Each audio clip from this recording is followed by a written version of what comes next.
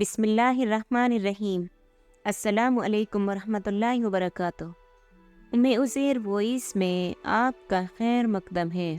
شہزادی نے بادشاہ کو بہت سمجھایا کہ میرے ظالم باپ کے سامنے مجھے مت لے جاؤ، وہ مجھے قتل کر دے گا، لیکن بادشاہ نہیں مانا۔ آخرکار وہ مجبور ہو کر اپنے ماں باپ کے گھر جانے کے لیے تیار ہو گئی۔ بادشاہ نے ایک بڑے لشکر کے ساتھ شہزادی اور تینوں بیٹوں کو بھیجا، لیکن خود کچھ ملک کے ضروری کاموں کی وجہ سے رک گیا۔ اپنے وزیر، وکیل اور قاضی کو شہزادی کے ساتھ کر دیا اور کہا کہ تم لوگ ملکہ کو لے کر روانہ ہو جاؤ، میں پہلی، دوسری یا تیسری منزل پر تم لوگوں سے ضرور آ کر ملوں گا۔ وزیر، وکیل اور قاضی شہزادی کو لے کر لاؤ لشکر کے ساتھ اس کے ماں باپ کے ملک کی طرف روانہ ہو گئے۔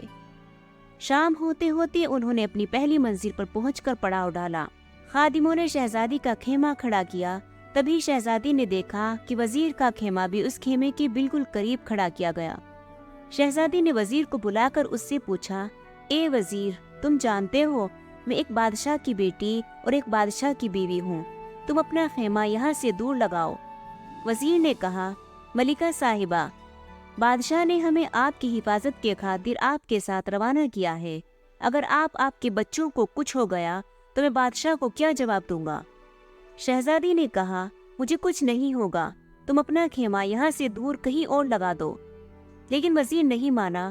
خیمہ لگ گئے، کھانا وغیرہ کھایا گیا، رات ہو گئی تھی، تھکے ہارے لوگ سو گئے۔ وزیر کے دل میں کھوٹ تھا، اسے نیند نہیں آ رہی تھی۔ آخر آدھی رات کو اٹھا اور شہزادی کے خیمے میں داخل ہو گیا۔ بچی کی لاش اٹھا کر کہیں دور دفن کیا اور اپنے خیمے میں آ کر گھس گیا۔ صبح بہت دیر کے بعد شہزادی اپنے خیمے میں داخل ہو گئی، اپنے مقتول بیٹے کو نہ پا کر رونے لگی۔ لشکر دوبارہ روانہ ہو گیا۔ چلتے چلتے شام تک دوسری منزل پر جا پہنچے۔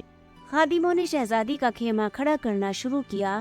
شہزادی نے دیکھا کہ وزیر نے اپنا خیمہ بہت دور کھڑا کروایا ہے، لیکن تھوڑی دیر کے بعد دیکھا کہ ایک خیمہ اس کے خیمے کے قریب کھڑا ہے۔ پوچھا، یہ کس کا خیمہ ہے؟ خدام نے جواب دیا، یہ وکیل کا خیمہ ہے۔ شہزادی نے وکیل کو بلوایا اور کہا، میں ایک عورت ہوں، تم اپنا خیمہ میرے خیمے کے قریب سے ہٹا دو، یہ اچھی بات نہیں ہے۔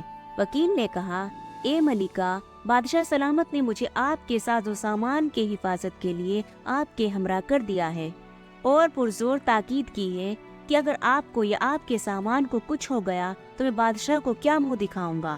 شہزادی نے جواباً کہا، اتنے غمغفیرے کے درمیان مجھے اور میرے سامان کو کوئی فضاق نہیں لے جا سکتا، بہتر یہی ہے کہ تم اپنا خیمہ کہیں دور لگاؤ۔ لیکن بدکردار وکیل ٹس سے مس نہیں ہوا اور اپنا خیمہ ادھر ہی کھڑا کر دیا۔ شہزادی پہلے ہی وزیر کے ہاتھوں مار کھا چکی تھی، اس لیے اس رات اپنے پوری ہوش و حواس میں تھی۔ ویسے بھی اسے نیند نہیں آ رہی تھی۔ آج بھی اس نے آدھی رات کو کسی کے قدموں کی آہٹ اپنے خیمے کی طرف آتے سنی تو مکمل بیدار ہو گئی۔ جب اس نے دیکھا کہ آنے والا وکیل ہے تو للکارا، خبردار، میرے خیمے میں آنے کی تمہاری ہمت کیسے ہوئی؟ نکل جاؤ۔ لیکن وکیل اپنے ناپاک ارادوں کے ساتھ اس طرف دیکھتا رہا۔ شہزادی نے دوبارہ اسے کہا، تم جانتے ہو میں ایک بادشاہ کی بیٹی ہوں اور ایک بادشاہ کی بیوی ہوں، ایک پاک دامن عورت ہوں، اس لیے میرا پیچھا چھوڑ دو اور اپنے انجام کی فکر کر۔ لیکن بدکردار وکیل کہاں ٹلنے والا تھا، وہ آہستہ آہستہ اس کی طرف بڑھنے لگا۔ شہزادی سمجھ گئی کہ یہ بدذات بھی نہیں ٹلنے والا۔ اسے دہائی دی کہ اس معصوم کی سر کی قسم، میرا پیچھا چھوڑ اور نکل جا یہاں سے۔ لیکن وکیل نے بھی تلوار سے وار کر کے اس کے دوسرے بیٹے کا سر تن سے جدا کر دیا۔ شہزادی نے بے چارگی سے کہا، اگر تم اپنے ناپاک ارادوں سے نہیں ٹلنے والا تو مجھے موقع دو، کیونکہ میں پاک صاف وضو سے ہوں۔ مجھے کچھ وقت دے تاکہ میں خود کو ناپاک کر دوں، اس کے بعد جو تمہارا دل چاہے کرو۔ وکیل نے اسے جانے دیا، خیمے سے نکل گئی۔ آج بھی شہزادی میں جتنی ہمت تھی نکل بھاگی اور جہاں تک اس کے قدموں نے ساتھ دیا بھاگی، آخر تک ہار کر ایک بڑی جھاڑی کے پیچھے جا کر چھپ گئی۔ وکیل نے جب دیکھا کہ شہزادی ابھی تک نہیں آئی تو اس کے پیچھے نکل پڑا۔ ادھر ادھر بھاگ دوڑ کر اس نے خوب ڈھونڈنے کی کوشش کی، لیکن ناکام رہا۔ اب اسے ڈر لگنے لگا کہ بچہ بھی جان سے گیا اور شہزادی بھی بھاگ نکلی۔ اگر کسی نے بادشاہ کو خبر دی تو مجھے کھولتے تیل میں تل دے گا۔ وکیل جلدی جلدی واپس آیا اور مرے ہوئے بچے کو اٹھا کر کہیں دور دفن کیا۔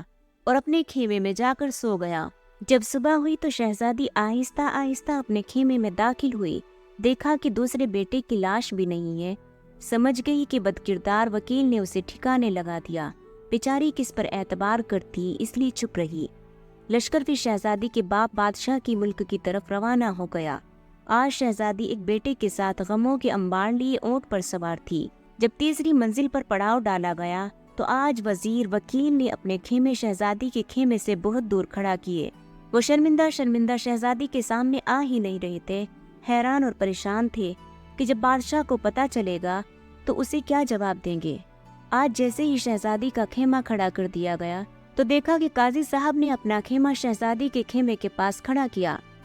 शहजादी ने भी उसे बेहतर समझाने की कोशिश की, लेकिन काजी बदजात भी टलने वालों में से नहीं था। आज की रात भी शहजादी के लिए कयामत की रात थी। वो समझ चुकी थी कि काजी भी बदजात है, उन दोनों से किसी तौर कम नहीं है। आज रात तो शहजादी बिल्कुल भी नहीं सोई, बैठी रही। जब रात आधी से ज्यादा गुजर गई तो देखा कि काजी भी खेमे में दाखिल हो रहा है।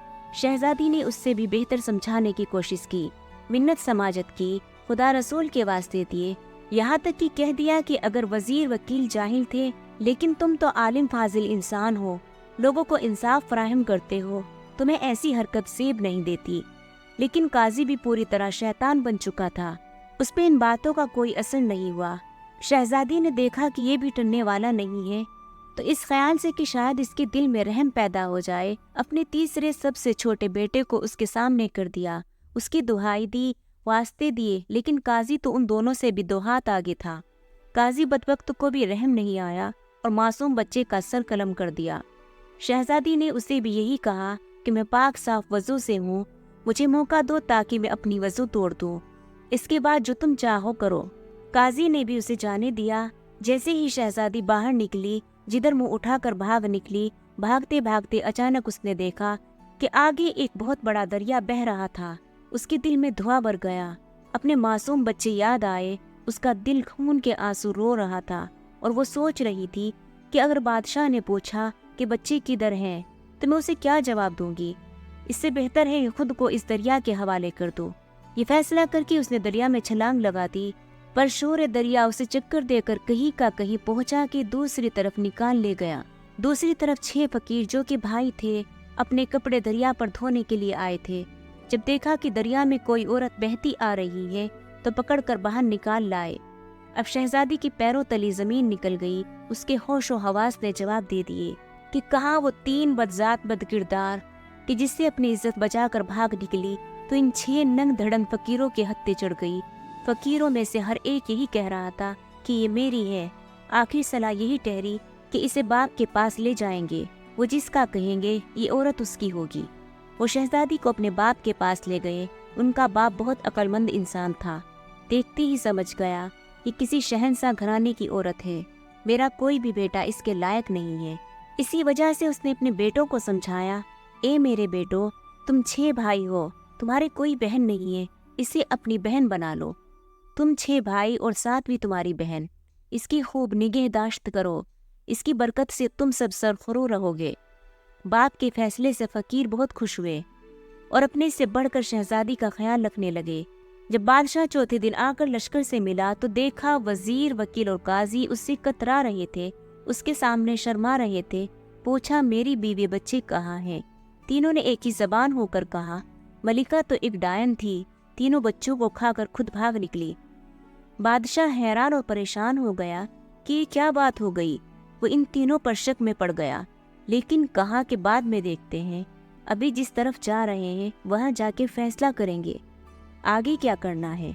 बादशाह अपने दिल में यही सोच रहा था कि जाके अपने जालिम ससुर बादशाह को देखूं और उससे पूछूं कि उसे क्यों बेटियों से इतनी नफरत है। उसके जुल्म सितम की वजह से उसकी बेटी डायन बन गई और अपने बच्चों तक को खा गई। चलते चलते उन्होंने एक बड़े दरिया का पुल पार करके अपनी मंजिल की तरफ रवाना हो गए।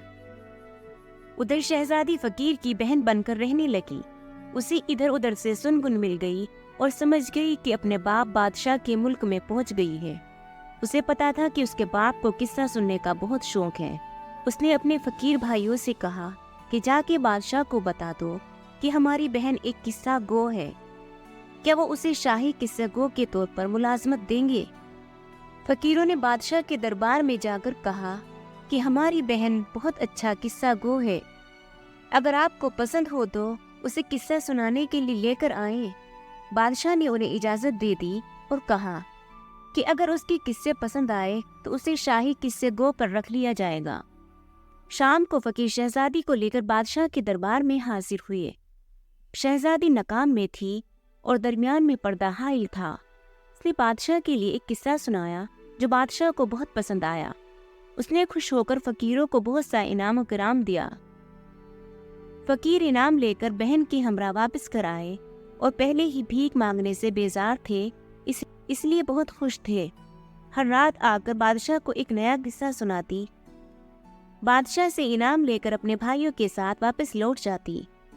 فقیروں کی جان بھی بھیک مانگنے سے چھٹ گئی تھی۔ ایک رات جب وہ آئی تو دیکھا کہ آج اس کا شوہر، بادشاہ، وزیر، وکیل، قاضی وغیرہ بھی اس کے باپ بادشاہ کے ساتھ بیٹھے ہوئے ہیں۔ شہزادی نے سوچا کہ آج تو قصہ مزے کرے گا۔ شہزادی آج بھی ہر روز کی طرح ناکام میں تھی، پردے کی دوسری طرف آ کر اپنی جگہ پر بیٹھ گئی اور اپنے باپ بادشاہ سے کہا، بادشاہ سلامت، آج میں ایک بہت خاص داستان سنانے والی ہوں۔ اگر کسی کو کوئی حاجت پیش ہے تو ابھی سے اٹھ کر جا سکتا ہے۔ داستان کے درمیان کسی کو اٹھنے کی اجازت نہیں۔ اگر کوئی اٹھ گیا تو میں داستان سنانا بند کر دوں گی اور آئندہ کے لیے بھی کوئی قصہ سنانے نہیں آؤں گی۔ بادشاہ نے سب کو حکم دیا۔ سب نے کہا وہ داستان کے دوران نہیں اٹھیں گے۔ شہزادی نے داستان سنانا شروع کی۔ ایک ظالم بادشاہ تھا۔ اسے اپنے گھر میں بیٹی کی پیدائش پسند نہیں تھی۔ جب اس کے گھر میں لڑکی پیدا ہوئی تو اپنی بیوی کو اسے مارنے کا حکم دیا۔ اس کی بیوی نے دائی کے ذریعے اپنی بیٹی کو بچا کر اس کی پرورش کی۔ ایک دن اس کی لڑکی پر بادشاہ کی نظر پڑی جو اب جوان ہو گئی تھی۔ بادشاہ نے اس بوڑھی دائی کے گھر اپنے لیے رشتہ بھیجا، لیکن دائی نے تسلیم نہیں کیا۔ بادشاہ نے اس پر بہت ظلم کیا۔ تب دائی نے بتایا کہ وہ لڑکی اسی بادشاہ کی بیٹی ہے۔ بادشاہ حیران ہوا کہ یہ تو میرا قصہ ہے جو یہ خاتون سنا رہی ہے۔ بادشاہ نے بہت سے ہیرے جواہرات شہزادی کی طرف پھینک کر کہا کہ دیکھنا، داستان کو بند مت کرنا۔ شہزادی نے ہیرے جواہرات فقیروں کی طرف پھینک دیے جو اسے پا کر بہت خوش ہوئے۔ شہزادی نے داستان جاری رکھتے ہوئے کہا، بادشاہ نے بیٹی کو اپنے بیٹے کے حوالے کر کے کہا کہ اسے جنگل میں لے جا کر قتل کر دو اور اس کی آنکھیں اور خون نکال کر مجھے دکھا دو۔ لیکن بھائی کو اپنے ہاتھوں سے بہن کو قتل کرنا گوارا نہیں تھا اور اپنی بہن کو جنگل میں چھوڑ کر واپس آیا۔ جنگل میں وہ لڑکی بہت عرصے رلتے رہی، یہاں تک کہ اس کے جسم پر کوئی لباس نہیں رہا اور وہ جنگل بیابان میں بے لباس وقت گزارنے لگی۔ بادشاہ عمر رفتہ کے باعث اب بوڑھا ہو گیا تھا۔ اسے پہلے سے ہی اپنی بیٹی کے ساتھ کیے گئے ظلم ستم سے بہت پچھتاوا ہوا تھا۔ جب اسے داستان کے ذریعے اپنی بیٹی کے متعلق پتہ چلا تو اس کی آنکھوں میں آنسو آ گئے۔ شہزادے کو بھی احساس ہوا یہ تو میری بہن کا قصہ ہے۔